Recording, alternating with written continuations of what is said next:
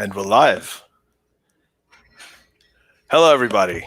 Happy 2021. This is Professional Novice with Ali A. Rizvi. This is our first sort of live stream of 2021. And I'm here again with Jay Shapiro, and we have a lot to talk about. It's been a pretty crazy week. I mean, when 2021 started, it really, really started. So recently, we know that. So what we're going to talk about here today, right, is first of all, there's obviously the unprecedented violent attack on the Capitol. This is what I call like America's Benghazi. This is pretty much what everybody's screaming about with what happened with Benghazi in 2012. And there were 4 people killed there, including the ambassador. And similar kind of thing happened, except it was at the center of U.S. government. I mean, this is Capitol Hill. It happened right in the Capitol building. They forced their way in. It just seemed a lot easier than I ever thought it would be, than they ever show in the movies. And the kind of people who broke in, I mean, they weren't sort of armed international spies or anything, but they were just sort of like hillbilly types, in Viking uniforms. And yeah, it was just, the whole thing was just bizarre. It was surreal. And following that, okay, and there's a lot of controversy about this. A lot of social media platforms like Twitter and Facebook have now banned the sitting president of the United States of America. Like the sitting president, Donald Trump, has been banned from all social media platforms for inciting this unprecedented violent attack on the Capitol by his supporters. Right. So we have a lot to talk about. We're going to talk about this, what happened with the insurrection. We'll talk about censorship, free speech, the role of media in this post-Trump world, and a lot more. Last time we talked, we were talking about whether Trump was going to win or lose. And so, we saw what happened there, right? According to most people, he's won the election, but of course it is disputed. So, Jay, what do you think? Like, how's this year been for you so far, 2021? What's going on?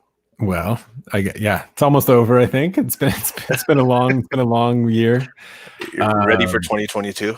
Yeah, no, I mean, you said a lot there. It's impossible to recap the news events, I guess, already. It already feels, out of control. It's fascinating. We can jump into any sort of thread that you laid on the ground there to pick up. I'm sort of prepared for all of them. The social media question, obviously, I know we're going to get to, and people have strong opinions about. I think I put this up to promote this one. I was like, it's like, my job, I think, is to complicate the issue. I only sort of, my alarm bells go off and my blood pressure goes up when people think it's a really easy conversation about something like free speech. And they start throwing out these like very simple, trite arguments. And it's incredibly complicated. And I've got stuff to throw into that mix, so we could jump into that one. But just, the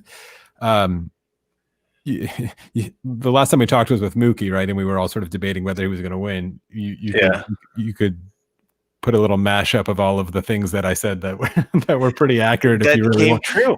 Yeah. The only thing. Can I mention? I'm just going to mention one of them. So you said that this is going to go to the Supreme Court, right? And Trump is going to see his own appointed justices, including Amy Coney Barrett, basically just strike down any challenges to the election results, and they're all going to, like, when they do that, that's going to sort of delegitimize him in a way.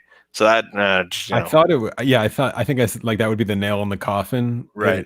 It was in a way, but it didn't sort of end obvious. It wasn't like people gave up when that happened. But maybe they did realize like there was no more legal recourse other than whatever Rudy said, right? Yeah. Trial by combat, which is disgusting. And the whole thing was just really tragic. But yeah, I never doubted the courts. And I want to talk about the courts. As you know, I'm like an avid court watcher now. And if you want to jump into the social media question, we could start there, because let's do that. Let's get to the courts and everything later. But okay. I want to talk about this. So you've written this. Have you published this yet? The Counterfeit Times article that you sent me? Isn't that a cool title? The Counterfeit Times. That's the Counterfeit Times article that I'm putting out. I'll either put it out myself or I submitted it a few places. I'm sure it'll be public in a few days, so I could hype it up here. But yeah, the Counterfeit Times, and it's sort of an attempt to make sense, if we can, or not even necessarily make sense. I don't know how you would summarize it. accurately describe the mess that we've gotten ourselves into with just this insanely bad information landscape. Um, and I lean on it to sort of, ruin my article before everyone gets to read it. The punchline is sort of that people have lost. We had a very, very simple heuristic that we would all use just instinctually. You don't need, I pointed out in the article, it's almost mundane to even point it out that it's a thing, but there's this basic thing that we all do in any kind of open marketplace. So I start with this analogy of like you're walking in the store and you see two objects on the shelf, and one of them is like this crumpled brown paper bag, like thing with crayon written on it, and it's misspelled, and it says like, buy this blender or something. And then the next one is something next to it is like this crisply, perfectly formed and printed beautiful packaging with a photograph on it of like, a model looking healthy and running, and a logo that you've seen before, and what we're used to seeing, I guess, in the stores. Immediately, without any sort of conscious thought, what you're doing there, sort of psychologically as an economist, is you're calculating what we call sunk cost of the person who put that thing on the shelf. And you look at the packaging and you think that's kind of hard to produce. A machine must have done it. That machine was probably expensive. Hey, that logo looks pretty nice, and they must have hired someone to design it, and there's more cost. And that photo shoot they did, you're imagining the photographer and all the cost that went into producing that. And then look at that fine print at the bottom. I don't even need to read it, but I can assume a lawyer helped them write it. They had to hire that lawyer, and that probably costs money, and the lawyer doesn't want them to get sued. It's a blender, all of these things. You're just adding up the ledger line of all of the things that went into putting this thing on the shelf. And basically what that signals to you is they probably care about this product a little bit, because only a fool would spend that much time in a capitalist society to put a piece of garbage on the shelf, and then I don't like it, and then I never use, the product again. Whereas the paper bag thing, very, very low sunk cost. Again, pointing that out is like boring. Now transfer that very mundane, boring sort of sunk cost heuristic to news and consuming news. Now I think it gets interesting, and this is what has broken, because we basically use the same heuristic and the same thought process for hundreds of years with something like news.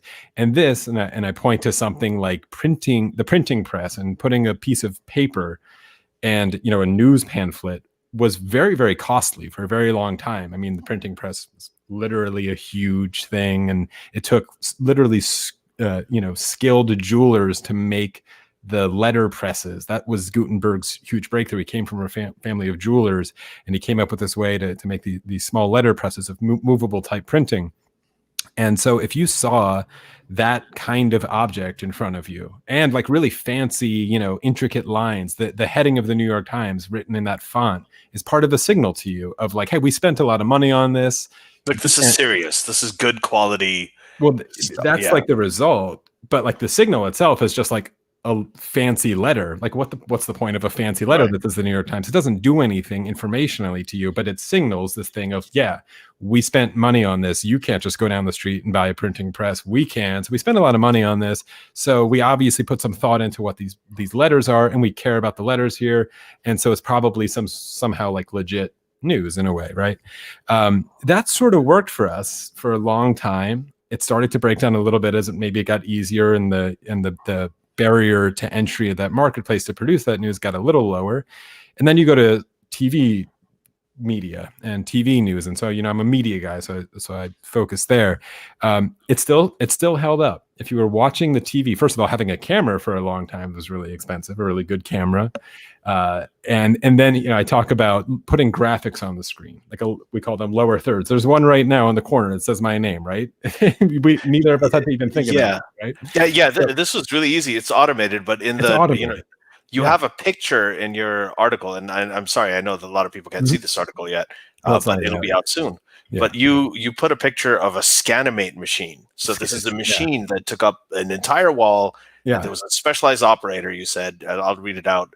A specialized operator to set it up and operate it. It was expensive, but what did it do? It created bumpers and lower thirds on the screen. It put the name of the person on the screen just below them. And you could manually fade it on and off with the levers, right? So Yeah, it was like a manual lever, and it was used in the 50s and early broadcast. If you see the name of a broadcaster appear on your black and white screen and it fades on and fades off, that was like magic. But what it signals that is as immaterial to the truth of the broadcast or anything as the little serif on the corner of the New York Times letter. It serves the same purpose of signaling to you. Fine, it tells you his name. He could have just told you his name, but it signals to you, hey, we spent a lot of money on this. Look what we can do. This is probably a good product, meaning the news is that we're about to tell you is probably vetted and legit, since that's what we're really trying to sell you in a way. And it's that kind of signal. I mean, and then the competitor, the Chiron machine, I wrote, I'm not that old. I'm 38 years old. And even when I was in film school, learned how to use a Chiron machine, which was a little bit after the Scanimatron, but basically the same thing. And it basically let you put, a Chiron. Some people even still use the word a Chiron on the screen. They're actually the company that puts the line in a football, the yellow line for the first down. They're still around, but they got their start by making a machine that was about the size of this desk, but still very expensive. And what it did was it let you put lower thirds on the screen. So still that barrier of entry to make something that looked like news that you could do pretty fast. If you were doing an interview with someone, you could just put their name in the machine very quickly. Again, this heuristic of like, it looks pretty good, so it's probably pretty good, held up until very recently. And now I don't have to tell you how that entire wall you want me to put up a lower third on the screen? Yeah, there you go. There you go. Scott Barry Kaufman. I just did it. Scott Barry Kaufman saying he's looking forward to this discussion. And it's right there. It looks beautiful. And it's way better than Chiron could have even imagined not that long ago. And that changed the landscape in a long way. So, I go on to tell, this is now getting boring because everybody in this conversation knows it. I'll go through sort of like where this all goes and when you read the article. But the information ecosystem and the other part of that equation, when you're talking about news, which is if this news was legit or something I needed to know, it'll find me, right? We used to say this, being like, if someone told you something crazy when you, like 20 years ago, you had been like, if that's true, I would have seen it on the news. And that sort of worked because, again, you're just imagining this whole capitalist ecosystem behind you where there's a whole lot of sunk cost happening, that if it's going to make the news, they spent a lot of time on it and it's probably legit. And there's just these filters about just, we're projecting that people are rational, selfish actors in a capitalist libertarian system. And that selfishness means if they're going to spend money on something, they're going to try to make it a decent product. And that sort of worked. And so combine all of this now with social media, which ensures in your ecosystem that the algorithm is going to elevate certain things that will appear to be all over your news, all over the news. And so it's now broken through all of these old heuristics that we used, which was, if it looks like news, it's probably news. And if it's news, it'll find me. It'll be all over the news. Well, now things like the Epoch Times that I talk about, if people know sort of the QAnon newspaper, it's as simple as this for them to make a graphic that looks just as good as the New York Times. They could print it at a very low cost. The sunk cost is the actual sunk cost is very low, but the signals of sunk costs are still the ones that we are using as consumers to try to navigate our way through the world. And they're all broken. And so, when I go through all of that, some of the pushback, of course, is like obvious of like, am I expecting, and I get to this at the end of the article, like, am I expecting too little out of the audience? Like, shouldn't we expect people to vet the news? And, can't they tell that this thing is bullshit or not? Well, when you start combining their, desire to believe that piece of news just based on, their own confirmation bias and the algorithms that pushed it their way, I think we're just asking too much of busy people to dig that deeply into news. And that's the landscape that we're now talking about, to fast forward of even, that's the background conversation before we even talk about banning Donald Trump on social media. Do you know what I mean? Like, there's that out. It's terrible. No, I hear you. Like, there's a leveling of things, right? And it's not just the matter of how great everything looks. I mean, I guess the when you're talking about this, the leveling and the packaging and making it look good, in a way, it's just what they call, in layman's terms, this is very well produced.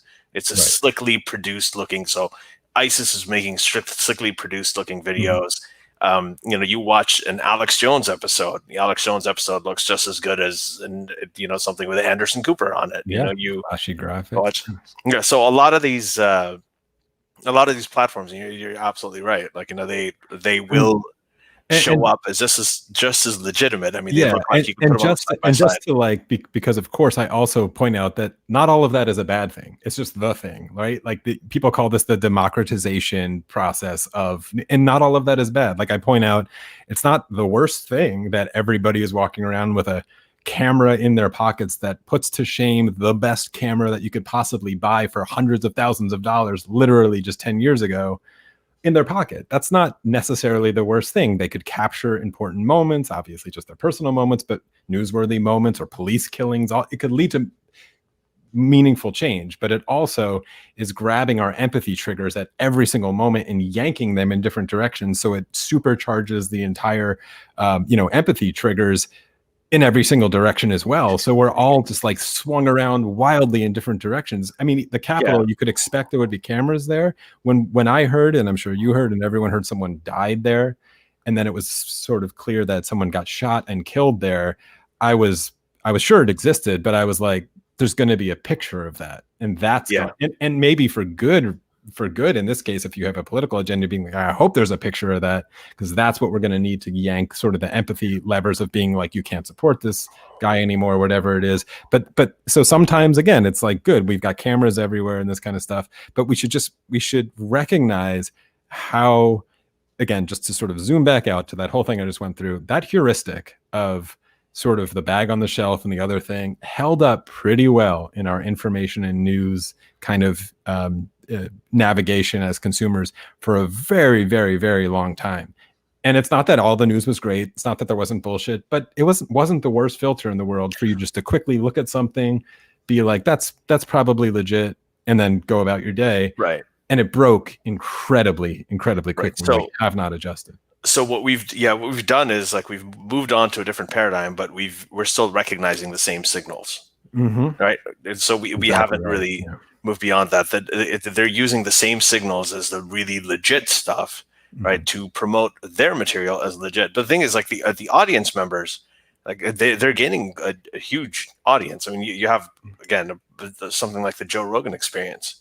Right. Yeah. Which is not exactly I mean, it's a great show. Like, I love it. I've been on it, but it's not, they're not reporting. It's not like the New York Times, where they have like a bureau in Lebanon, and they're reporting the news, and they're finding stuff out from sources, and then it's just people talking, like people like you and me talking over here. Right. Yeah. But the it's got hundreds of millions of downloads. Hundreds of millions of downloads, like a massive deal with Spotify because of that. That's the kind of numbers that, Letterman and Leno and Wolf Blitzer and all these guys can only dream of. Which, again, might be a good thing. And then, I briefly sort of talk about the feedback loop between social media and what you're seeing on cable news, and sort of the 24/7 cable news cycle that CNN started only in 1980. Also, that's a pretty new phenomenon. It's like blurred to the point where they just feed off of each other. We'll see. Maybe people are starting to sense that that's a huge problem. I mean, it's like you turn on CNN or any news media now, or maybe before Trump got banned, and you were almost guaranteed to see tweets while you're watching the news, and there's really no breakdown between the two. They're reporting. They're reporting on tweets. I mean, what was really interesting is that the Jon Stewart show, like the Daily Show, back when Jon Stewart was doing it. After a while, all of his shows were just about, well, here's what Fox News is saying, and here's what CNN is saying, and this is what Anderson Cooper's saying. So it was the media, the sort of new media, reporting on media. Yeah. And the media was reporting on me. There's entire articles that you see that are just about, okay, these are the different tweets, and here's what all the different people tweeted about it. I mean, that's a news source. They're just going to Twitter, and they're pulling off a bunch of stuff, and they're just writing articles about it. They're having entire news segments on what someone or another tweeted. That's what Trump, and now they're like, oh God, what do we? Like they've done nothing but just screen capture his tweets and be like, look at this thing for the last like 3 years. So No, I mean, you look at even when you look at the what they called intellectual commentators or reporters, people like like Walter Cronkite, or some of these sort of these sort of legends of traditional media. And now you've got just pretty much anybody who reads what's going on Twitter in the morning, and then they do a show, and it's like Alex Jones, like Ben Shapiro, and pretty much they talk about their opinions about that Cardi B WAP song, and that becomes an episode, and it just runs the news day on Twitter, and there's so much stuff going on in the world, but it's been an issue. So I mean that brings us to the question now that you've had, I mean, Twitter essentially had Trump tweeting away, doing whatever he wanted to for the last 4 years. And what you had now is you had this sort of massive culmination and climax of things, and just literally days before the guy's about to leave office, he's now been banned. He's been banned by Twitter. He's been banned by Facebook. He's been banned by Pinterest. So Pinterest has stepped up. Was he using Pinterest? Was he showing like his favorite like hamburger photos? Like I don't know. I didn't even know. I didn't even know that he was on it. And then so these guys are doing is I think the companies are probably jumping on board, being like, we're going to ban him too. And they're like, I've never, like, when Planet bans him, they'll be like, I didn't know there was a Planet Fitness. Yeah, but so I got to ask you something. Like, there's this. First of all, do you think there's this idea? There's a lot of conversation about cancel culture. There's a lot of conversation about censorship and deplatforming versus violating free speech. I mean, I think we both agree that nobody's free speech is being violated. I mean, the guy can. Well, yeah. I mean, I'll complicate that too, but yeah, go on. No, I know what you're going to say. I understand the argument, but just generally, if the guy wants to hold a press conference and have it watched by millions, he can absolutely do that right now. It's not a violation. The government isn't stepping in to censor him or to silence him. I mean, this is a private media company, massive private media company, or two, that have actually done this. But at the same time, despite all this cancel culture stuff, I don't think I've ever lived in a time where there are more people, like just average people, who are able to say more things, like just the kind of stuff you could not say in the older system that you're talking about. Where it had to be vetted through like a letters to the editor department, right? To decide which consumer comments are actually going to make it into print. But now everybody can pretty much say everything they want. You have all these ideas and all kinds of things that are coming out that has never been seen before. So in a way, people be able to talk about everything they can talk about. And I don't know if you saw the death of 2020 or something like that on Netflix. There was a section where Phoebe from Friends, Lisa Kudrow, I think, was pretending to be like a Kayleigh McEnany type, White House representative, and she said, she's like, conservatives, they're cracking down on conservatives. Okay, and I have said that before. I said it on Tucker Carlson. I said it on Joe Rogan. I said it on Rush Limbaugh. And she just goes through all these different platforms with millions and millions of listeners and viewers, where she's gone ahead and voiced this idea that conservatives are being silenced. Yeah. Right. And so you have that argument. Do you think that this is something? The fact that I'm still seeing plenty of conservatives on Twitter complaining about conservatives being silenced. It's everywhere, right? And there is obviously, I think it's pretty clear that Facebook, Twitter, all these companies, they do tend to have, they all lean liberal in a way, but the media leans liberal. Largely the population leans liberal. I mean, the popular vote doesn't count anymore. Nobody even looks at it anymore because, I mean, it's just everybody's 4.46% win. Anyway, go on. I've been looking at it. So they're leaning that way anyway, right? But now with this banning of Trump, this whole thing is exploded. So, like, here's where we complicate the issue. So, what do you think about the banning of him? Incitement to violence, shouting fire in a crowded theater. I mean, this is the example of that, right? Yeah. It's so complicated. Like I said, I don't take a strong stance on it. And maybe people are mad about that. Like, you have to have a strong stance on either one about it. I think I really want to stance on everything. I want to back up the conversation quite a bit. I care a lot about free speech. Let me start with that. Okay. So that's why I think it's a complicated issue when we shouldn't be so extreme. And this is a new, strange problem. I want to back up. This is, again, might sound mundane, but people who are free speech absolutists, fine, we should just talk about the obvious consequential masks. There are I can never pronounce this word. There are accompanying risks that come along with free speech, with any freedom, but free speech is very fraught. Here's the example that I like to use to just start the conversation, to at least begin complicating a free speech absolutist position. If you are putting on an event and you have 100 people coming to it, and you have speakers who are all going to speak to them, and one of the speakers is going to say some very things that are going to really ruffle feathers and raise emotions very high and maybe get people really excited. We could talk about what amounts to incitement of violence or whatever, but I'm talking about you as the platform, because I'm trying to put myself in sort of the shoes of Jack or whatever here. And so you're putting on this event. It could be at your college campus, it could be anywhere, and you're like, I like free speech, so they're going to be able to say whatever they want, and I want everyone to be able to hear the ideas, even if I don't like these ideas that are being spread or whatever. But now I want to talk about, and this is why I went through that long thing about setting the stage of media and this very complex world that we're in, and this very new world we're in.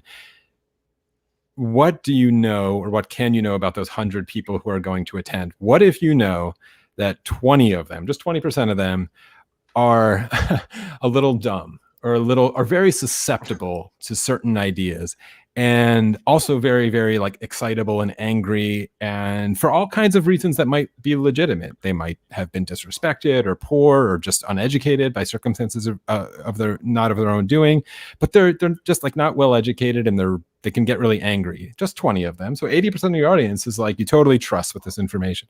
The 20 of them you're a little worried about because they're going to get a little angry. And now let's say of those 20, that 5 of them, so you're talking only 5% of the place, might get so angry, or likely to get so angry, that like they're willing to like start a fight in that room. Now let's just say one of those 5 has a weapon, and you're like pretty certain of this math that you've done in your head, and you're down to just one person in your audience who you think there is somewhat of a likelihood who might hear this speech, get really excited, and do something really dumb and hurt someone or hurt multiple people. This is always a risk. So what I just said there is always a risk for any. Yeah, it's always a risk, no matter what the speech is, right? As long as it's something. Yeah, I mean, but let's say you also know that. Let's say like the speech itself is going to upset this person to a certain degree. We have that, like the heckler's veto dilemma that I'm laying out here is pretty obvious, but we just always have to start with like, yes, in any free society, we are going to allow it and we're going to take on the risks, and we should talk about them, and then we should try to mitigate them as best we can. But what if you have an ecosystem where people are so unable to decipher sort of what is real and what is false, and get very excited, and they're armed? This trolley problem calculation and very consequentialist kind of moral analysis that I'm doing starts to just become legit and becomes just a thing that you're going to have to contend with. And so throw what Donald Trump was doing on Twitter into that environment, just multiply that to the sizes of not just a country, but a world that's being affected by it in this ecosystem. And suddenly the conversation becomes very, I don't know, complex for me. And what I say, and I also say this in the forthcoming essay that now that we're talking about, is there's a very obvious North Star here that I think I and everybody would agree with, including the free speech absolutists, is that the world that we want to live in and we want to craft has as much freedom as possible, including, of course, the freedom of speech, as much freedom as possible. And by that, as possible, I'm not trying to do some sort of tricky game there. I'm saying the as possible is whatever equation of the amount of risk and materialized risks that actually turn into real dangers actually exists with that we are able to tolerate. We're always going to have to tolerate some sort of risks in a free world,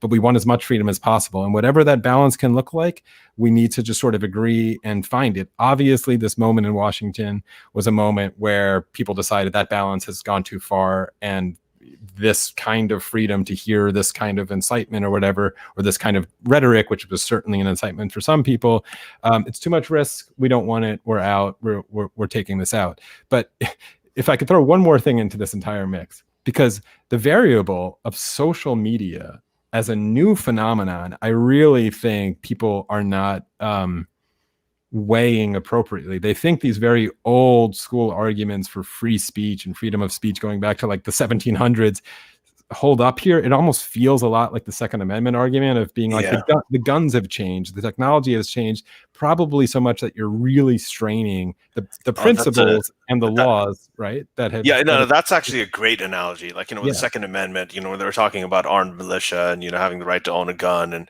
that's the time when they had muskets, and now you have the right to bear arms. What about nuclear arms, and what about rocket launchers? And at some point, the founders, who were brilliant, of course, tried their best to turn their principles into sort of guidelines for society. At some point, we have to expect there's going to be things that arise that just sort of escape the language there. And I think this is clearly one of them with social media. I'll give you a specific example, because there's a case right now. I told you I was going to talk about this case that is the Supreme Court might hear. I will say this right now. I'm a fan of the courts and a court watcher. We desperately need Supreme Court cases on this very topic. And I'm sure there's going to be one specifically about this, but there's one. I think I know the one you're going to talk about. Is it the one about whether the president can block people? So this one's been in the docket for a while, and it's been appealed. So we're at the point where the Supreme Court actually literally just yesterday put it again into consideration, and I have a feeling they're going to take it up. So it was brought, if anyone wants to find it and look it up, it was brought by the Knight First Amendment, what the hell are they called? The Knight First Amendment Institute at Columbia University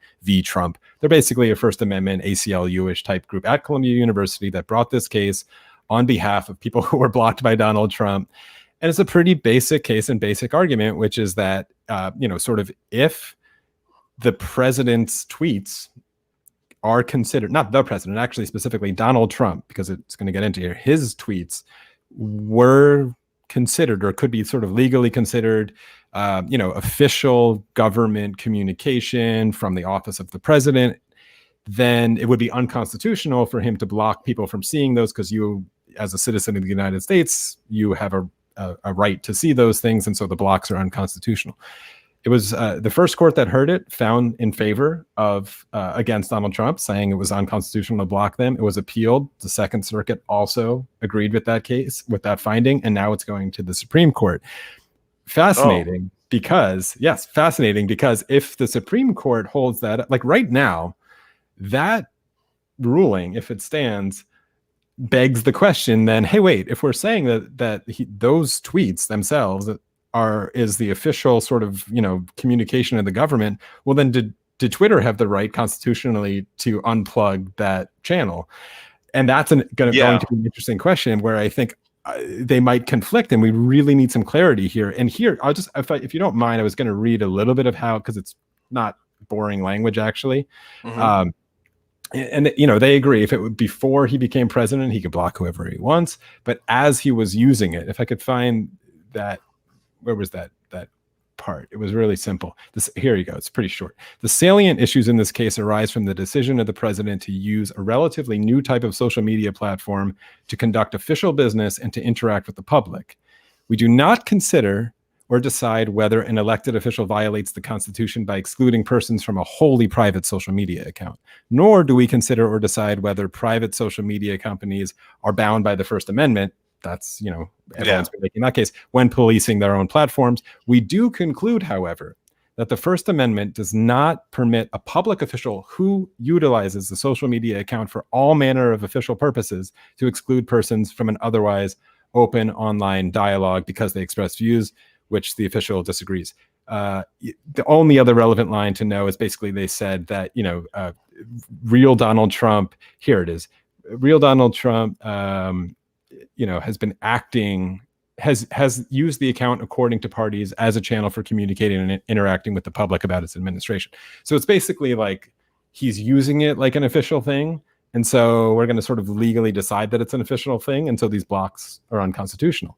Mm-hmm. Again, it's fascinating legal stuff. And this is why I think Twitter maybe, and this is rightfully, legally, maybe there's an argument now of like, you have to shut down Khomeini's thing. He's clearly using it. Khamenei's, yeah. Well, I mean, Khamenei, like I told you, like, he's called for on Twitter. He's called for the destruction of Israel, right? So Yeah. So it's been and an incitement to violence. yeah, Like, and yeah, those are, if that's his official sort of communication, well, bound by this, I would suspect. Although it's Twitter's an international company, you're now dealing with like international law. You literally might need an international court to weigh in on this well, craziness. But all of this yeah, goes to the say before you, Malaysian head of state also. I yeah, mean, all of them, and he had the frankly, same much thing. more He vile said ways that you than could Trump. kill like Yeah, French people. You could kill millions of French people just because like they insulted the yeah. prophet.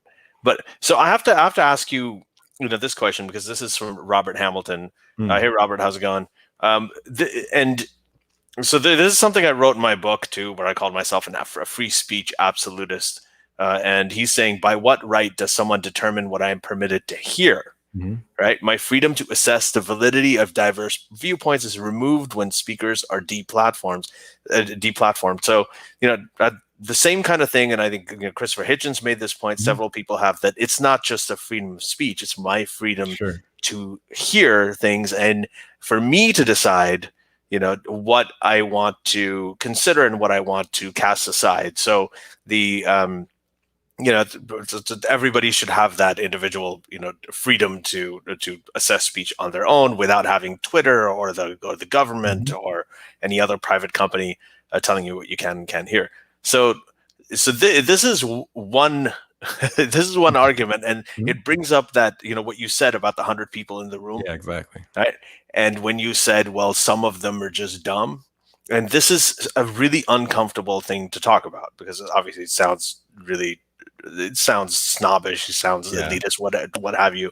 But just this idea that, okay, I have the freedom to hear, I can make those decisions. There's a lot of us who can make those decisions, but there are some people Mhm, who are going to believe that a party that they don't like is running a pedophile ring mhm. under in the basement of a pizza parlor, and they may actually take guns and weapons and go down there. And it turns out the place doesn't even have a basement, but we go and try to do something violent, especially Mhm. if someone directs them to do it. Right. So if someone says, okay, we're going to have combat by trial, and we're going to walk up to the Capitol and we're going to fight. I mean, these are things that were said by people in the Trump circle when it happened. So there are a lot of us who will hear that and say, okay, yeah, that's bullshit, forget it. But Right. there are some people who are going to listen to it. And And if I could, I mean, they don't necessarily need to be dumb. We should like there's yeah, no, there's they no don't need to be. I was giving the exact. I was using no, your words, not mine. no. Some of them clearly are, I'm but just but putting I'm you on trying a. to be, yeah, like I'm trying to be charitable of, and it just there's no way to say this without sounding like some sort of like Chinese fascist or something. But it is about is the public responsible enough to hear certain information? I mean, that sounds crazy. And I know that sounds crazy. And again, I didn't get to sort of like complete my other sort of like the world that we should be aiming for, which is, of course, a world that has as much freedom as possible is a world where people have built up individual immunities to a degree to detect bullshit news and not be taken in by like flashy graphics or a nice font or whatever happens to like get them, or their own sort of confirmation bias. And that, of course, is education and income stability and all that kind of stuff. I mean, if people are comfortable and educated, they're less likely to fall into these kind of things. But I agree with what the poster put up. Of course, that principle is great. Is like, yes, you should be able to hear everything, Right. but but the onus then is on that poster and on that viewpoint to tell me like, well, then why should Twitter be exactly like Parler? Which, by the way, Parler even found something that they wanted to take down from Linwood, apparently. So even they're not Well, like, they said you weren't allowed to hear that. yeah, Parler is Yeah. also going to start moderating. And that's another thing. Are they? They're all going to become Twitter, right? Like it's like, We'll get into this in a little bit as well because there's the argument for why Parler is being taken off all these platforms is another one. But one of the things here, right, is about people having the freedom to hear. mm, Um, I think that is at least partially resolved when we really look at this censorship, like true government censorship, mm, um, the violation of free speech versus deplatforming. Right. So when you're actually deplatforming, there's a company that's saying, "Well, you can't say this on our platform." Right? And any company you go to, well, these are codes of conduct. These are terms of service. Is what you can do. You're employing our service and you're using it, and these are things you can do, these are things you can't do, which pretty much every private company has a right to say. Okay. Um, and again, like nobody's actually losing their freedom of speech in that sense, where, Robert, if he wants to still hear Trump's views, he can go to, Trump can start up a separate website. He's like, if you guys want to hear what I have to say, you can come up here. Or he can find any number of ways to broadcast his views, like considering he's a president of the U.S. or a former president of the U.S. So I think that if that's the way. We shouldn't dismiss it. I mean, again, I'm just saying, like, this is all a mess. I hope, and at some point in this conversation, I keep wanting to like rewind the clock to be like, all of these, we're on a trolley problem every single way. We're just trying to find the direction that has the least amount of bodies, because this is all terrible. And I think we backed ourselves into this corner a long time ago.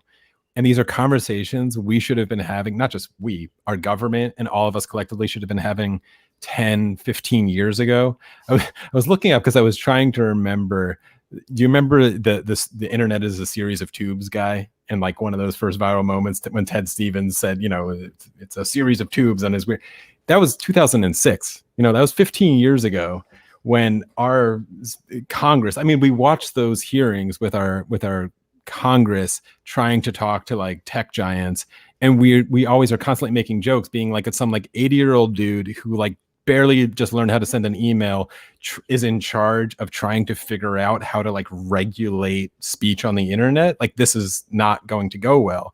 And I feel like we've run amok with sort of an ultra kind of cool kid libertarian dream of the internet. And, it has a lot of benefits, but clearly there are downsides. And I don't know. I just my underlying question is, like, when people make the argument that Twitter has become the public square or something, and now it's just like the phone companies.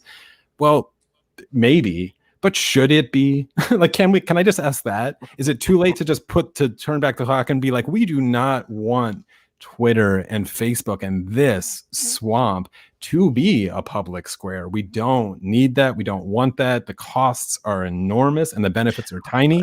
But if you unplug all of that, it's their entire business model. So I don't know if the benefits are tiny, because look, again, I grew up in Saudi Arabia and Pakistan, right? So there's a when I saw the 2009 Green Revolution in Iran, right? When I saw, because in the traditional media, all we saw were the media reports and the videos that we saw, say, from the Israeli government, who allowed certain journalists, and they had to.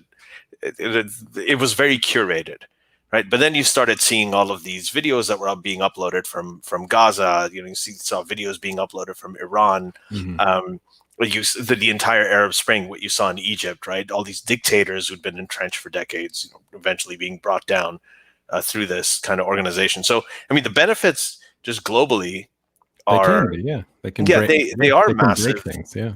Yeah, there is. At least in the Muslim world, where I grew up, there's an entire enlightenment process that's happening, and it's almost entirely due to the social media, which is like, your analogy, the printing press. Yeah. Right. So there are downsides. Like, I absolutely agree. There's downsides. But we don't need to throw the baby out with the bathwater. And there's a lot of babies. There's like individual ones. A lot of babies. Megan Roper from the Westboro Baptist Church, formerly of it, is, I don't know if you know her, sort of, I'm friendly with her.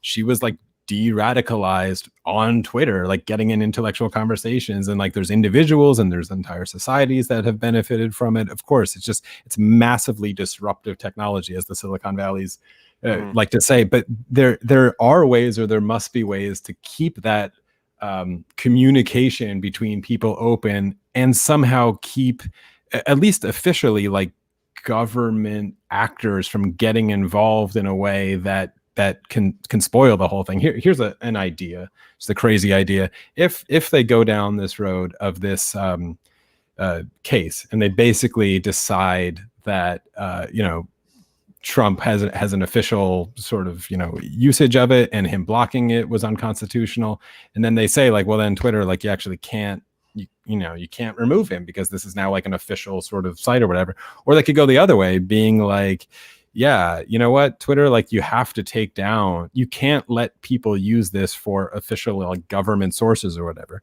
Um, take off all the Khomeinis, take off Trump, like leave this thing to be the town square without the kings speaking on it. If you can somehow separate that, imagine a .gov, a gov Twitter that was for official like government communications or whatever, and then let Twitter, you know, be their private company and do whatever they want with it on that scale. If that's possible, I don't know. It seems that what we saw, and maybe we're just I'm overreacting to what we saw in DC, but that kind of like mass organization that had the power of the president behind it was a big problem. I guess in the Arab Spring, it's like mass organization that the president was almost just like aloof and blind to because he just probably didn't understand the power of the internet.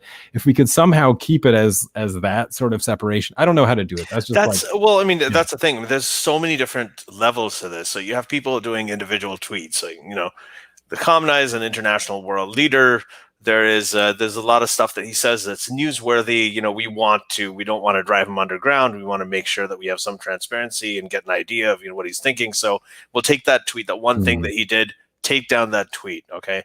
But then what happens is you have warnings. I mean, this guy, like, you know, Trump has been like threatening nuclear war against North Korea. He's been doing, if you're talking about incitement to violence, kind of stuff you and I never get away with, like never get away with. When it comes to things like incitement to violence, you know, there's a question. I mean, this is Raza's asking. He's like, where do you draw the line? What is it? And there's a line between regular, just insane conspiracy theory peddling speech versus, you know, actual incitement to violence. But then there are lines within the whole concept of incitement to violence. Like, what constitutes incitement to violence? If you show, I remember when there was, you know, the South Park episode where they dressed up Muhammad in the bear suit, or I think they showed an image of it. There was a group of 9/11 celebrators in New York City, you know, celebrate 9/11, and they put up a picture on their website of you know, Theo Van Gogh, who was killed after the Danish cartoons, you know, the knife in his chest. And they put up that picture and warned Trey Parker and Matt Stone, right, that, hey, you know, you should really be careful because this kind of thing could happen to you. Yeah. Right. Now, they didn't say that if you do this again, we are going to do this to you. This is what we're going to do. So it was not deemed legally a threat of violence. Yeah. Right. Like what they call fighting words. So it didn't. So there's and people know that. They know what they can get away with and they can't. Right. Yeah. So, I mean, that really is a question. So there's that aspect. There is the censorship versus deplatforming thing. What can a private company do? You know, you have a bakery that, you know, is allowed not to sell cakes to, you know, to gay couples, and that's perfectly fine. A lot of people who stormed the Capitol, huh? Yeah, custom cakes. He actually had to sell the ones that he already made. He couldn't. It was found that it was an art form of making his custom cakes, and he wasn't required to employ his art in the service of something that disagreed with his religion. I mean, it was actually, I think it was fine the way they resolved that case. Yeah. I mean, it was way more like pro that couple than anyone else. Like, people just need to read the opinion. I know. It's so many nuances. I mean, actually, I think so. Here, you know, Mars is saying, "Hey, Mars," he's saying by banning Trump and forcing him into Parler. So let's talk about Parler for a second, because that's a whole different issue than, you know, banning individual people for incitement to violence. But forcing him onto Parler, aren't we contributing to another echo chamber and making it more dangerous? Isn't it better to have him on Twitter, where there's a chance for reasonable voices to be heard? And so I just want to say something about this. So for those who don't know, you know, Parler is this alternative platform that a bunch of conservatives started. The Mercers, right? I think they started it. I know nothing about Parler. I've never been to Parler. So because they felt that they weren't being able to, you know, Twitter was cracking down on them too much. Went to Parler, which promises absolute free speech. You can say anything you want to, right? Apparently incitement to violence too. Right? You can say anything you want to on Parler, and they're not going to cut it. They're not going to censor you. So that was the idea. So everyone from, I think, Ted Cruz and all these guys, millions and millions of people migrated on over to Parler. Now the thing is that Apple recently just took, and Google Play took Parler off of their app stores, app platforms. Amazon is cracking down on their websites. Amazon's refused to have them. So they're essentially uh, pretty much going to go offline. The reason for that is because they don't have good enough moderation policies, right, to curtail some of this rhetoric around committing violent acts. So the inauguration's coming up. They may not be able to get to the inauguration, but apparently on Parler, they are planning. There are these groups of Trump supporters who are planning to do things with, Mhm. and you know, Mookie Spitz told me some of this too. Is like in Michigan, the state capital in Michigan, you know, where the Yeah. Gretchen Whitmer thing is happening. Um, to do things over there, do things regionally in their cities and their municipalities and their states.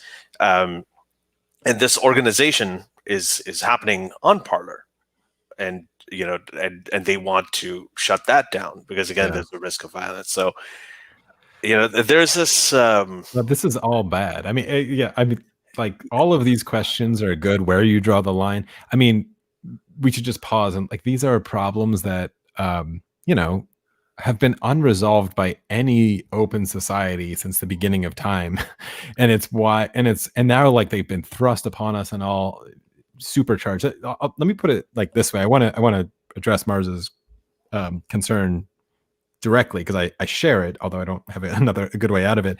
You know, like our system of legislation and electing people in this like long sort of slow but clumsy democracy project, which we hopefully still have going, in our court system, which is slow and clumsy.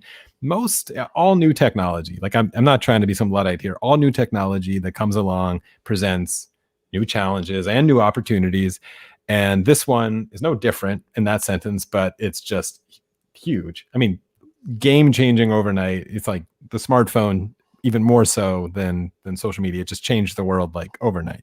Mhm. And like most technologies, even the phone company that everyone keeps referencing in this famous court case of like we can't regulate the phone companies because now it's public or whatever. Yeah, it was like pretty slow, Yeah. and courts and the system and legislation could sort of catch up to it. Like you get over your skis a little bit with like, oh no, like things are breaking, but then you know we find our footing in this country because of this process that sort of works. The internet thing and all of these questions that are coming out is like we are so far out over our skis that case about blocking, can the president block you know users or whatever, has been like bumbling around in the courts for like 3 years, and our legislation is broken, and the internet is a series of tubes guy is like, you know, just not that long ago. Like the process of catching up and making good laws and finding out how, if our old laws are good enough to handle the new technology, is just not happening fast enough with a technology as crazy and quick as what we're talking about here. Like you putting up that little lower third or whatever, who knows what this will look like just in a couple of years. And when by the time we get around to figuring out good lines on how to draw on social media, I don't even like who knows how much further down the road of new kind of challenges that we might have to get. And so some of that is just a hard problem that we're just way out over our Well, skis on most of these problems. you know how there's eventually things reach equilibrium once they're exposed to certain reality. That starts Sure. off idealistic, like you know, Barack Obama was a huge, you know, he was friends with Bill Ayer, or that guy was with the, you know, sort of really far left type people. Huge Yeah. Chomsky fan. You know, walked into the Oval Office, and then you know he got a few national security briefings, and next thing you know he has a policy that's not that much different from George H.W. Senior, right? Right. His foreign policy. So um, that kind of the same thing. You know, there's a question here. I think Mars is talking here about parlors being forced off Apple and other platforms. He says that's definitely not good. Um, and you know, Bart Broom is pointing out that Amazon won't Yeah. Yeah. host Parler on their servers, so they may be forced to go offline. But the thing is, I think they'll survive. I think they'll Mhm. survive. They're just going to have to become more like Twitter, because now that they're here, they're realizing that now in their terms of service, and this is really interesting, they actually have a there's this one section that says that if there is any damage or any serious issue that's caused or any lawsuits that come up as a result of Mhm. incidents that are caused by Parler users, right? Things then they are basically it's not their problem, it's not Mhm. their liability. They are going to transfer the costs of those, all those legal costs and issues, whatever they are, they're going to go to the individual user who caused the problem, right? So it started that way. Now, there's this whole thing of them having to moderate violence. As you said, the Lynn Wood tweet, right, that called for, I think, the execution of Mike Pence, right? I mean, Yeah. that he was calling for the execution of Mike Pence. They had to take that down. Mhm. And that's not going to be the first thing. That's just the beginning. They're going to have to start doing the same thing. All of these forums started with this whole free speech, and we let people say anything they want to, and eventually they had to moderate and they had to regulate because there are legal ramifications to everything that they do. And Parler is probably also going to have to end up doing that. Yeah. So um, I think ultimately it'll end up in a very similar place as like Facebook. Remember, Mark Zuckerberg has been fighting back against this. False advertising. He's like, I'm going to allow false political Mhm. advertising. Then they started putting up warnings, and then they just outright banned Trump. Um, there's an evolution of this public pressure. They are private companies. They need their consumers. They need their users to come in. And if enough of them are unhappy with something, um, or if it's causing damage, or it's making them legally liable, Yeah. right, for some terrible stuff that happens, like people rushing the Capitol, right, Yeah, violently, I don't know if they'll then be legally liable for that, but I'm not. Yeah, I mean, it's almost like, do you know the Slender Man case where like the two girls sort of like radicalized and ended up killing their friend because they were afraid of Slender Man? I think there was I don't know where it came out, but I oh think they no, I were don't trying know to about it. sue. It's like a creepy pasta thing. It was an internet kind of meme, or the companies where kids are getting bullied on social media and end up killing themselves or whatever, and the parents want to sue the Instagram or whatever. They don't seem to be going anywhere. It doesn't. Those cases don't seem to be landing or changing any kind of behavior. So I don't know if that will happen. But like to Mars's point, um, again, like all of these directions are bad. We backed ourselves into a corner with the Trump thing, and we're just trying to figure out the track with the least amount of bodies. Actually, I had a guy named Mike Selinker on before the election who wrote this article, or long article, like game theorizing different Civil War scenarios. They were all sort of terrible that Uh, might happen in America. It turns out one of them is materializing quite well, and it was actually the close Biden win. And he used historical analogies to sort of be like, it could look something like this in sort of like worst case scenarios. But that one, his analogy was something like the Troubles in Northern Ireland and Ireland, which really wasn't like a full on civil war with uniforms and sides, but was pretty much just like a really kind of shitty, dangerous place to live for a while where like, cars might blow up. I think pushing Parler offline and, the whole idea of like, it's better to know where your enemies are. So keep them on Twitter so you could see when they're gathering and then stop it or whatever. Sure, there's an argument to be made for that, but you could have these mass protests. The fact that it's not at all crazy for me to imagine in the next 2 months or something, this kind of what's being billed as censorship in the conservative world, and you're being silenced, might prevent people from gathering together and organizing on these massive scales, but certainly won't prevent someone from putting a bomb under a senator's car. The fact that like mhm. that it's not nearly out of the realm of possibility that some of those people at the Capitol now feel like our next move, maybe like this is something Mookie was suggesting, is rigging some senator's car. And the crazy thing, it's likely to be a Republican at this point more than even a Democrat, but a Republican who didn't defend Trump, and someone dies.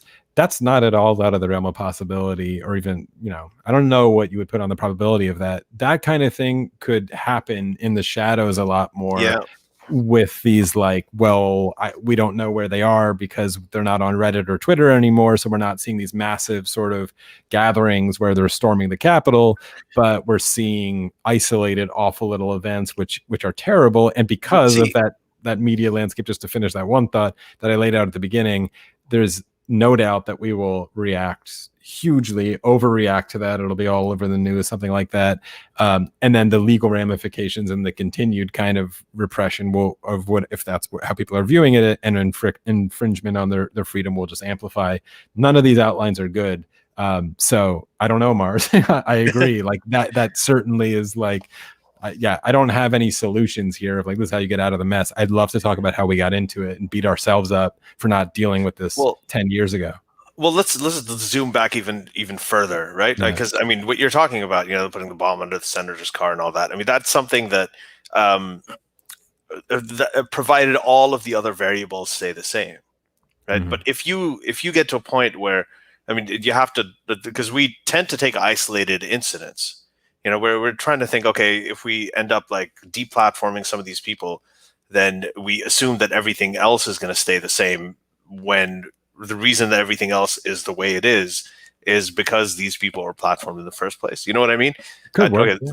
no, so let me, I'll just explain in the sense that there was a time before Facebook, there was a time before Twitter, and No. free speech was a thing. Yeah, free Yeah. speech was a thing. Like, you know, we're kind of acting like Twitter and Facebook and Amazon and Apple conferred free speech on people and gave people, like, yeah, it gave them a platform, but it gave them a voice. So, you know, it did give them a forum to express their opinions, but it's not like people used to express their opinions. They used to talk about it. They would organize, and, you know, like they'd have little, they do it in person in analog form.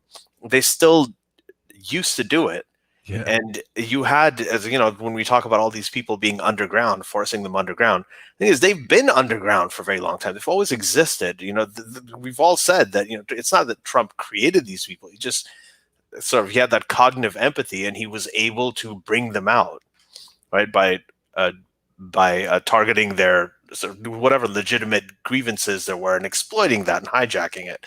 Um, so, and you know, there's a lot of people, there's 75 million people, right, who ended up voting for him. So Mhm. this stuff has always been around. The other thing is deplatforming. I remember when Alex Jones and Milo Yiannopoulos and, you know, who the other, some of the other people, Laura Loomer and all these sort of people got banned from Twitter. So you're shaking your head because you don't know Laura Loomer.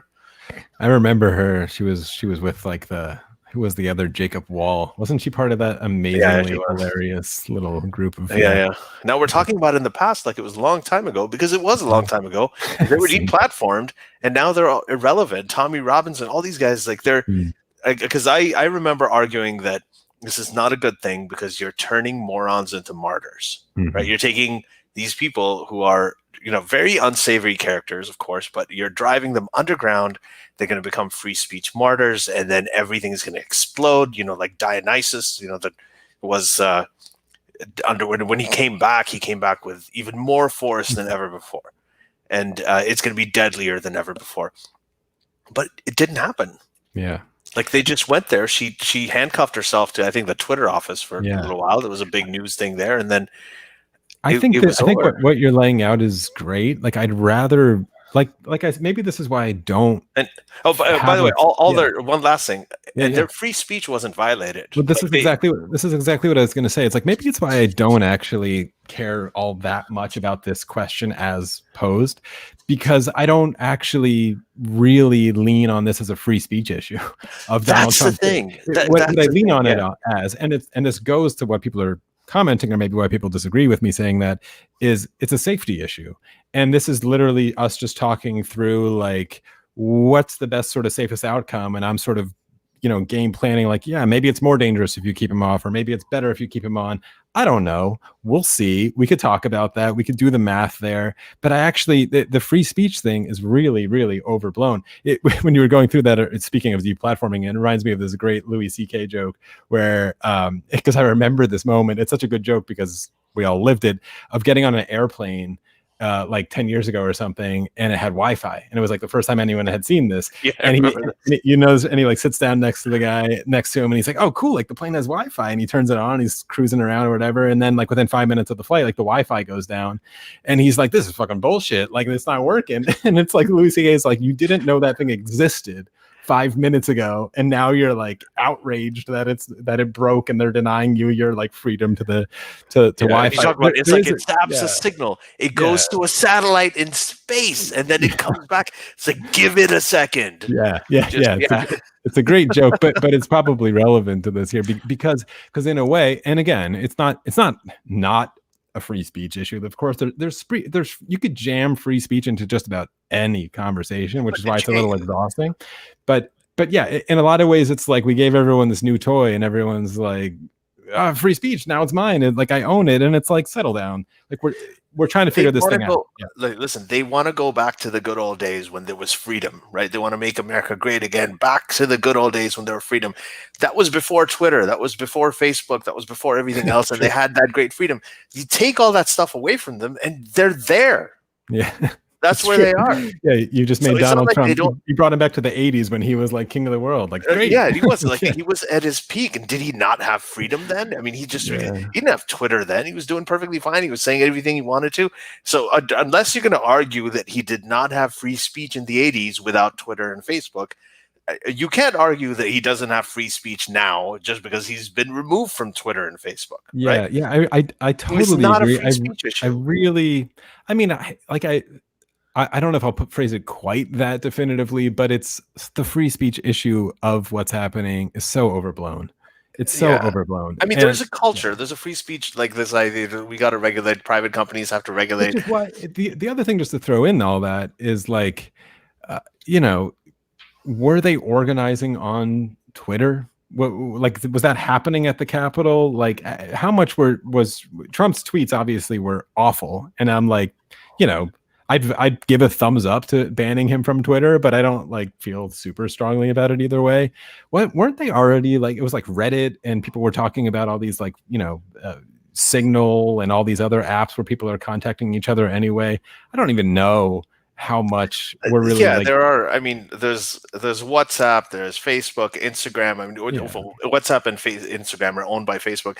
Everyone wants to just do something. And let me be cynical for a moment, because you already pointed out at the beginning, like, we're in the last 12 days, as long as he doesn't get impeached, or 10 days of the presidency, and now they're doing this. I think in some ways a lot of this is guilt of abandoning not doing it. I've been bashing Mark Zuckerberg for having no sort of like the spine to grow a moral backbone and take a stance in life and really like take on these issues for a long time. And now it does feel like such the easy thing after this awful thing happened. Now you're doing this. It reminds me of CNN feeling so bad that in 2016 in the primaries, they were rolling Donald Trump rallies uncut for hours and hours on end. And then I think a couple years later being like, yeah, maybe that was a little bit of a mistake. But you know what? They were sitting there in 2016 watching those rallies without lifting a finger, one camera locked off. They didn't have to pay any crew to go anywhere else. And they were getting ratings through the roof because Donald Trump was just so crazy and everybody was tuning in. And then you know what? He won the fucking presidency. And now you feel like you benefit from the craziness, you benefit from the outrage, you benefit from this insane sort of like news spin that you've put everyone in. And Donald Trump has stirred that pot for you. Donald Trump was Twitter's best friend, right? Like the traffic that he drove, outrage traffic, which I'm sure you and I are included in, and agreement traffic from a whole demographic of people who normally wouldn't be probably on the internet nearly as much and engaged in these conversations until Donald Trump came along. And now you're going to pull the plug on him. Like, let me be cynical for a minute just to like bash the business model of these sites, including the old school legacy media, and the business model that's at play here benefits from this kind of chaos. And they know that. That's not a surprise. I'm not teaching anybody on this site anything right now, or on this call right now. But don't give me now this like a strong moral stance of why you're doing this. You've benefited from this. You've abandoned your just sort of like duty as a human to take a moral stand and make a craft of what you're trying to do. And now you want applause that like you're finally banning him from everything. If this is what you wanted to do, like, you should have done it a long time ago. I'm just like, forgive me for being cynical. And one of the other kind of solutions to this, and this is not a perfect one that I put in. Go ahead. The one thing I want to say about that though is that for you and I don't think you were shocked or surprised when they started rushing the Capitol, right? I wasn't even watching that day. I wasn't shocked once I turned it on and saw what was happening. I wasn't shocked by that kind of anger.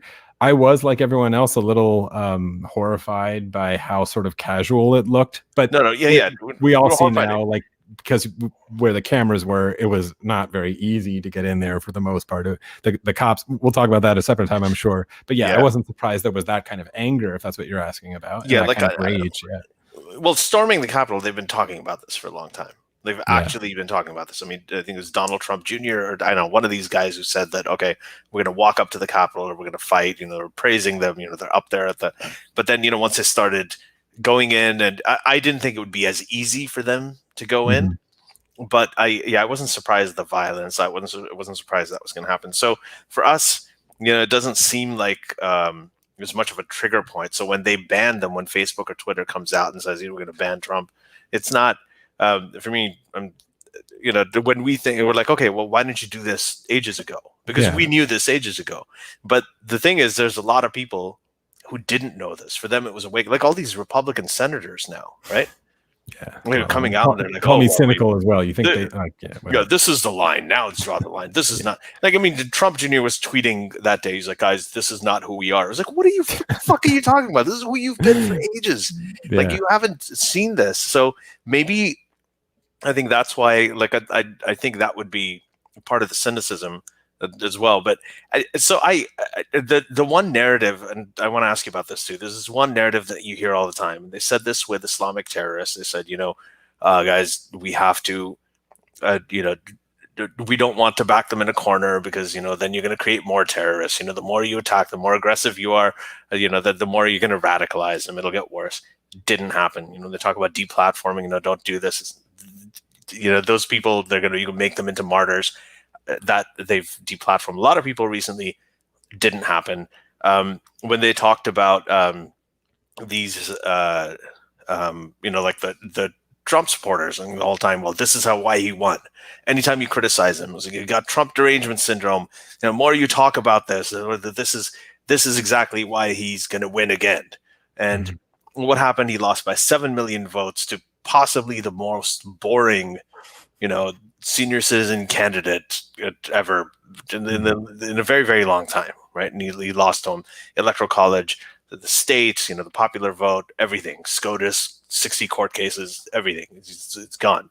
So this argument that if you back people into a corner, then they're going to become even more aggressive and they're going to come back even stronger. I remember with Al-Qaeda, Osama bin Laden was a hero in Pakistan in the late 90s, right? I was in Pakistan in the late 90s. There were bumper stickers. They had pictures of him everywhere. Every stall you went to, they were selling paintings of Osama bin Laden. Al-Qaeda, if he'd run for president there, he would have been elected. If he'd run for president in Saudi Arabia, he can't, but still, if he had, he would have been elected easily. Most people would have voted for him. Because what he did was, he essentially didn't want infidels in the Holy Lands. That was his main purpose. But 2 years after he stated that purpose, he started taking on the Israel-Palestine grievance. He started taking on the Kashmir grievance and this thing that, American imperialism is destroying Muslims. They're targeting Muslims. So a lot of people kind of came along with it, right? They hijacked legitimate issues. Hitler hijacked legitimate issues to get people to subscribe to his ideology, right? So they did that. But when you are aggressive with them, this whole idea that you're going to just turn this into an even bigger monster, it just doesn't happen. Eventually it fizzled out. ISIS came along. Eventually ISIS fizzled out. So I just don't, I think that one narrative there is that if you criticize or you mock or you are aggressive in targeting some of these extremist groups or these sort of terrorist groups, and these Capitol people the people who attacked it were terrorists in every sense of the word. If you do that, you're going to make things worse. I just don't think that that's true. And I think that also applies to deplatforming. I mean, I'm not sure it could get much worse. I mean, those are famous last words, of course. I do think that means it can get better. Yeah. It was not going to get worse. I do think there is a lot of toothpaste out of the tube at this point with the Trump phenomenon that maybe that's why I'm saying, like, to be cynical in his last 10 days, that can't be put back. A lot of this anger will, there's people who've been, legitimately sort of radicalized by it and have lost touch with a kind of reality and will continue, I think, to be violent. But I don't think that it's going to be almost impossible to make any causal connections. This is one of the problems with our world right now. It's like everybody's making these causal connections that are really impossible to make about things. Like if things are violent next week and people are gonna be like, see, because you banned them on Twitter, it'll be like, connecting those two things is going to happen for people who want to win arguments. And because they love a free speech argument here or something. And I don't know how to stop those. And those things are going to, because they sound good and they confirm your bias again, those things will appear to be, to bring it back to my older thing, appear to be news to you. When you see that happen, you're like, see, I told you shouldn't have banned him. That's why that thing happened on the 20th at the inauguration. Like, do you think something shitty is going to happen at the inauguration that's kind of violence? I'm sure they'll be prepared. I hope they'll be prepared for violence, but someone will do something dumb and get arrested. Maybe, like Mookie's pointing out, someone's going to do something out, not in Washington. How many dumb arguments are you going to see being like, that's because you banned him on Twitter? And it'll be like, really? Like, are we really going to have like that conversation of like, I told you so? Like, can we just skip to that point and just ignore that and ignore those people? But we're not going to be able to. So making these, I don't know. Like, to your answer, I don't know. And you point to Al-Qaeda and some other things that you could sort of look at in a larger scope. I don't know. I'm not sure. In the middle of this Trump phenomenon now, who knows if it is a beginning of something or an end of something, or if we're in the middle of something.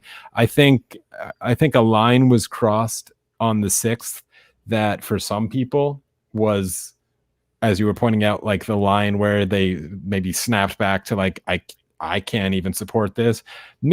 Again, to be cynical, I think a lot of the Republicans just realized like, oh, people aren't going to vote for this. I'm suddenly now like really against this. They've just been looking out for their own ass forever. They rode Trump when they needed him. They abandoned him when they figured he would, his numbers would go down. I have a close eye on where his approval numbers are going to be, and it scares me and terrifies me that I don't think they're going to drop below 40, maybe 35. If we'll see. Well, on his last day, 40, they're still at 41. 45%. By the way, I don't know when that poll was done, but they're still at 41. I don't know if that reflects the post sort of storming the Capitol. It's not just the 41, Jay. There's 45% of Republicans think the Capitol attack was justified. 45%. So, and Spitz told me that, and I looked it up, and then, but at the same time, over 50% of the U.S., like there's an ABC poll shows over 50% actually think that it's justified that he's removed. Yeah, that's stunning. Yeah, but that point of the 45% or whatever it is it's the perfect data to look at for exactly my point of like, how will the social media ban of him affect any of the near future events is a stupid kind of analysis, and how it affects the long-term events, that's more interesting, and we'll see. So those bigger questions of like, are we now living in China? But maybe that's why I don't have a strong opinion about it yet, because I'm like, I'm glad that we are, for whatever reason, the awful reasons, that maybe this can accelerate the legal and legislative process of trying to get back, because we're so far over our skis with this problem, to make some lines in the sand. And frankly, to give them a little credit, I just bash Zuckerberg and Jack a lot for their failure to do this before. They've been begging the government to regulate them for a long time. All that antitrust stuff, like they've been begging the government to step in and do this because they suck at it. They don't want to do it. It hurts their bottom line. They'd rather just let the government tell them what to do here, which maybe is part of the reason they didn't do it for a long time. Yeah. So that's let's just talk. A good point. The Aaron point, right? It had to get this back. I mean, it's terrible, but probably maybe. Yeah, this is and I'm going to have Spitz on, and Spitz is going to come and talk about the Mookie Spitz, and so he actually he thinks that this is one of the best things that has happened. I mean, not in terms of it's a great thing that happened, but it's one of the best things because it really exposed. It did that sort of, it was a final, probably not the final nail in the coffin, but it could be, who knows, but still it went a long way there. So we've just got about 9-10 minutes left. So I want to ask you predictions because, you've been so good at them in the past, but like I said, all I do is try to imagine like the most selfish, awful thing someone can do and just go with that. It's usually just go with that and it comes out. Right? It comes out. So yeah. What do you think happens next? Which day? I don't know. Tomorrow? I don't know. How do you think? Let's go with one thing. You hear all this stuff about how Trumpism, Trump is gone, but Trumpism isn't going to go away. Trumpism is going to stay, and it's going to grow, and it's going to fester underground. Is that? Yeah, and I don't know how underground it's going to be. I do think the the fissure in the Republican Party is a lethal one on a national scale for a while. I really do think that. I don't know if it'll go so far as like I've got this like running like will I actually put money on here's like a wild prediction. In 2 years to the next midterms, will any state representative, I won't go with the senator, but maybe a low congressman, win under something called the Patriot Party with the lion logo? If you've seen it, the red and blue logo that the flag was waving quite a bit at that riot, which is a desire for a new Trumpism formalized as a political party logo. They all think it looks like a lion with his like yellow hair. It's ridiculous. But that's a prediction of, I think, a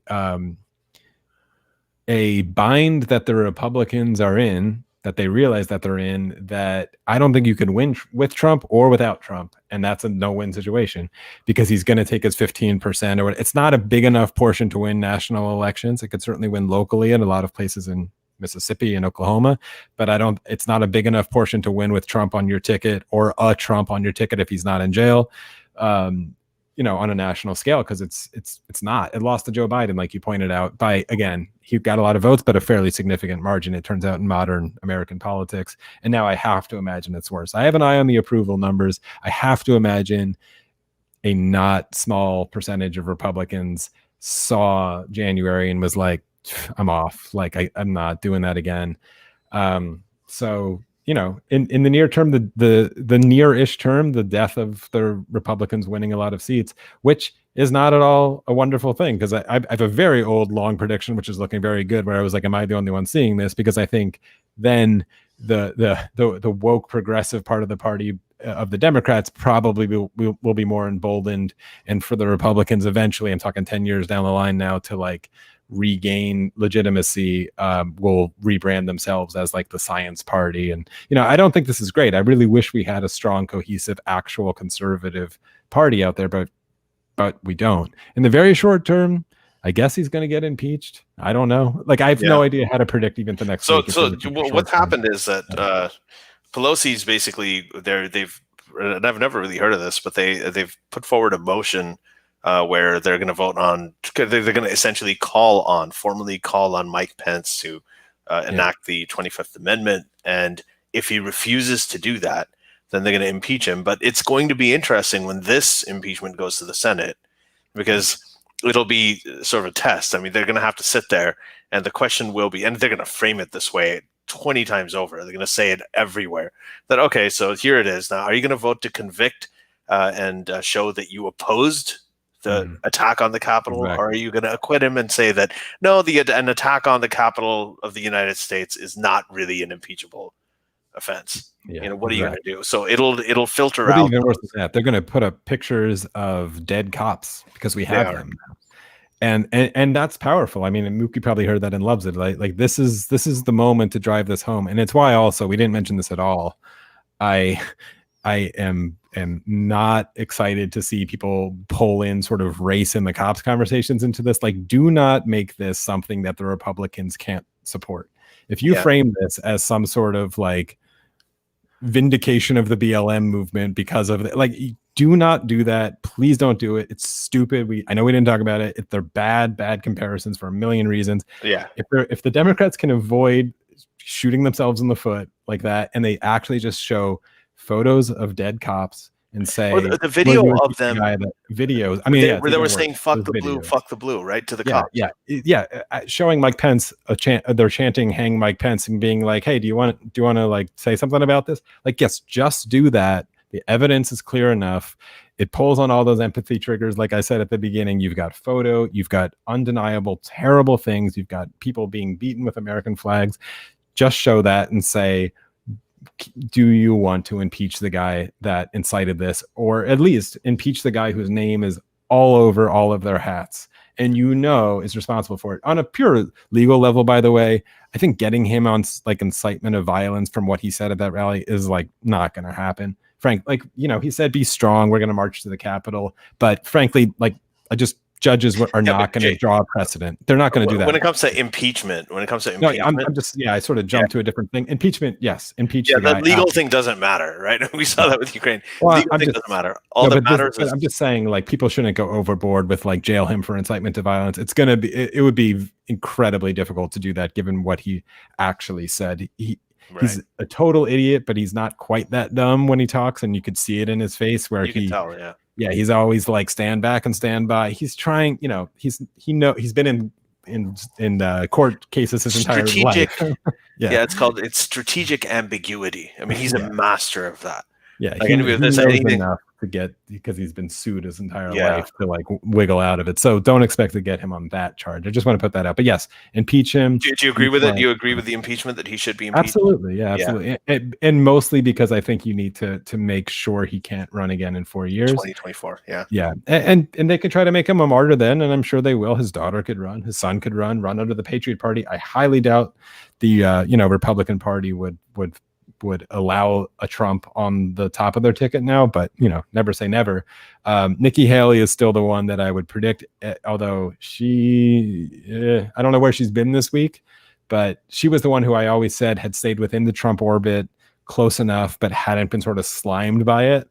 Now it's really hard to just not be like Kellyanne Conway now coming out and trying to get the slime off. Like, good luck. Crawl back into the hole. But Nikki Haley has been rather quiet, so I don't know in 4 years if what happens there. They're all going to be forced to speak up. They're all going to have to speak up. I mean, this has been a massive, to Mookie's point, there's been a massive gift to the left and to the Democrats. It's just beyond any scale. They have to talk about, essentially, it's so easy. They have to talk about, is it okay with you that the center of U.S. government, the one thing that we want to protect, the sacred ground, was actually violated by terrorists? I mean, they were scared. They were running. They felt it. Like when they themselves, literally, like, they could point at them being like, you ran from this. Like, you were in. Here's video of you hiding under your desk. Like this happened here. I mean, to use that famous phrase, it happened here. It's happening here. There's a few of them suddenly growing backbones. It'll be funny to see, Lindsey Graham vote for impeachment, but he will, I assume.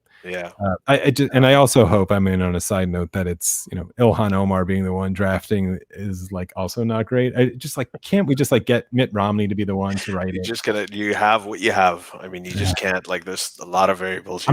I'm trying to like Mookie would say, like, this is the worst thing, but capitalize on it for good as much as you possibly can, that's why I'm saying, like, don't fuck this up. Don't bring like these dumb conversations about like racism and cops into it or whatever. Like, don't let Ilhan Omar be the one to put stick to the point, capitalize this, hammer this, and never let anybody wiggle away from this who even remotely supported it. Like, just hammer this. But I'm not optimistic about that. Last question, and this is obviously a big one, so I guess we're gonna have to do a quick version of this, maybe a teaser for the next time. Quick question for you guys: what do you foresee for the next 2 years before the midterms in this climate? Biden has an enormous task in front of him, and Trump is still a popular figure. I don't know. It's kumbaya. It's going to be beautiful and rainbows everywhere, Mars. We're good. We're done. We're fine. It's going to be amazing. It's too early to tell. Like, this part about Trump being a popular figure, we're going to see how scalable Trumpism is. That whether, was it just a cult of personality? Can anybody else carry the torch with it for? And what Trumpism? I'm going to say, just to that really quick, Ali and Mars, like, we didn't mention COVID or coronavirus even once in this hour-and-a-half podcast, which is crazy. We're still in the middle of a pandemic. That we're going, I hope it will end sometime this year, meaning that we will, have the vaccine and we'll be able to come back to some. I hope we all find each other in person again there one day. My whole rant about social media and the way media has changed, of course, that social media is huge difference that the founders, I'm sure, didn't realize was the psychological effect of not seeing the other person in front of you make sort of a sad face when you insult them. social media eliminates that variable. Maybe we'll get some of that back after COVID. We can find each other again, meet our neighbors again. What did Ben Sass say? Like, go like shovel your neighbor's like driveway or something, which ironically I do. It snowed here and across the street. But you know, maybe there's some optimism with that. I hope, Mars, that we talk way less about politics and more about, like, there's philosophical differences with people that we've had, you and I have probably had to align with and bite our tongue about. I mentioned like the David Frums of the world, the Lincoln Project, bless them, love what they've done to like criticize Trump. I disagree with those people on some very serious, important philosophical things that I'm dying to get back to, but we just haven't been able to do it because we're like, fix the emergency. So like, yeah, David Frum, like the clock's ticking for when we can have that debate again, because love what you're doing, love what you've been doing, but like you're wrong about some serious, deep things. And not to mention George W. Bush, like he wrote his speeches, like, let's talk about these things again. And maybe that's what's coming, Mars. That'd be great. It'd be great if we're in Joe Biden. It'll be good to have the philosophical and just regular criticisms of regular people on normal things, feeling like you're taking sides in some cosmic war. It's like if the whole world is Israel Palestine now. It's like, I think like my answer to that question is typically what happens is when you have a new administration 2 years later, the opposing party tends to take the House or the Senate or both. That's classically what's happened with all of the recent, presidents, with Bush and with Clinton and with, Obama and everything. I don't know how it's going to turn out now. I think a lot of this really comes down to like the coronavirus pandemic thing was a huge thing in this election cycle. Biden is talking about upping the vaccine rollout to 1 million doses a day, which is actually doable. Right. It's reasonable. It just hasn't been done because this administration's been so upset. They've been focused on Georgia and all this other stuff. But so I think if he can bring a swift end to that and get us back to eating inside in restaurants and going to movies, and then in 2 years, if every political campaign is pretty much just a 30-second clip of January 6th being like, vote for a Democrat, you idiots, then it's maybe a before after picture. The before is going to be the January 6th, and it's going to be that graph of the 350,000 deaths or whatever. And then the after picture would just be, Biden announcing, well, today, we have achieved an 80% vaccination rate, which is going to happen. The background of that also just has to have like the smoking Capitol and the Trump people banging down, which is also going to be a super spreader event. So just be exactly on top of it. This is what we've done. Higher than 5, it's going to turn out, I'm sure. Yeah. Go hang out with your friends. The schools are open. The bars and restaurants are open. Go nuts, have fun. Like if something like that, I mean, that is going to happen. I mean, this guy, he just came into power when the vaccines have been announced.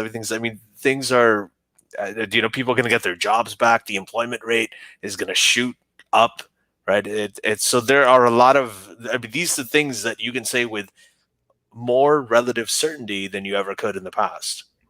Just because of the circumstances. So it's really hard to predict how it's going to end up 2 years from now. But then again, we did have a pandemic to predict. So who knows what's been. I'm so watching this.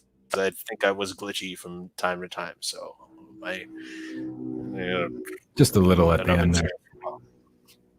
Okay. So we'll do that. Anyway, Jay, thank you, man. That was great. I agree there's a complicated topic, and I think that there's a lot of free speech absolutists who are now thinking about how they want not to change their views, but evolve them and adapt them, as Darwin said, that, I hope so. Hopefully it didn't like piss anyone off. I mean, I said when I was promoting it, my role is just to complicate things. Like I study philosophy enough to be like, if you're really sure of your view, like think a little harder. And if you think you've cracked the free speech nut, well, congratulations. Like it's been millions of years and you're the first one.